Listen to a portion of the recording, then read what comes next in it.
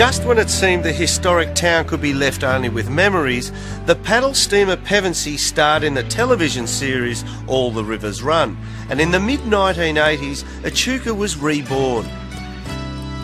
The wharf was once over 1 kilometre long.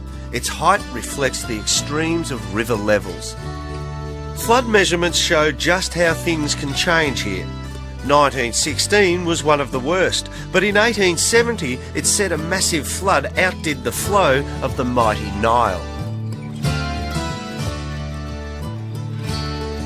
Echuca was the greatest inland port in Australia and part of our first real inland transport network. Even today, travelling the river is a journey through time. Life seems to slow down once you're on the river. That's a beautiful old boat. It's a powerful boat. It was used as a passenger boat actually up at Murray Downs in Swan Hill there originally. Then it became a tow steamer for the Murray River sawmills. They could tow 4 or 5 barges loaded with about 120 tonnes of logs on each barge.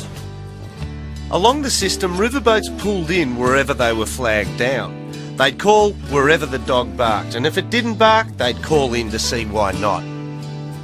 In the old days, I would have thought this was a really good river.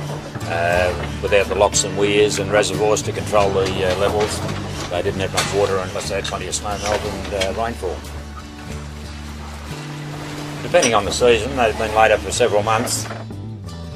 Riverboat activity peaked in the 1870s and 80s when nearly 100 steamers worked the system. The paddle steamer Adelaide and many others are reminders of a special era. One that ended after the drought of 1914-15 when the Murray simply didn't flow. For paddle steamers, the writing was on the wall. Rail took over, and by the 1930s the riverboats were reduced mainly to commuter tourist services. We have a desire to think fondly of life the way it was at the peak of the river trade. But it's estimated 15 billion trees were felled for use as paddle steamer fuel and sawmilling along the Murray-Darling system. Environmental protection wasn't high on the agenda. No one wants to see a healthy Murray system more than conservationists Tim Fisher and Paul Sinclair. So this is it, mate?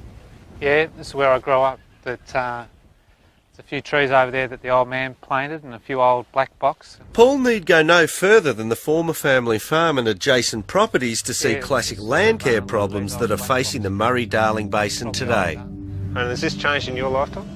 Look, a lot of paddocks out over here, I can remember them as being pasture, straight pasture, and now they're getting those little bushes in it that are a sign of the salt coming up. I mean, the green grass looks great, but look at the trees dying over here. There's no future in it. Everybody loses from this sort of situation, and we're running out of time. Basically, we need to get something done.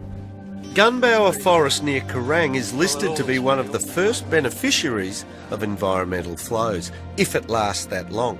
It's in a sorry state, and Paul and Tim have taken advantage of any opportunity to publicise its plight.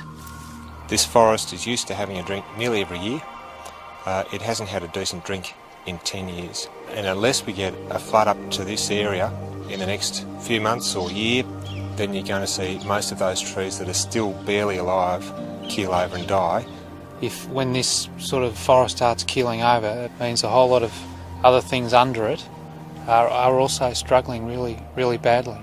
The sad truth is, few red gums have been allowed to grow old. To put it in perspective, this rarity in Gunbower Forest probably started its life when Henry VIII was on the throne of England, and now it's dying of thirst. That's tragic. That's just criminal neglect.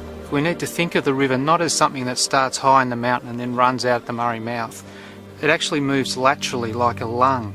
You know, its natural movement is actually up out of its channel and onto the floodplain, which is its supermarket, which are these forests. You know, and then it brings back all these goodies back into the main channel. So these forests they might be the lungs of the river's the heart. You can't have a lung without a heart, you can't have a heart without a lung.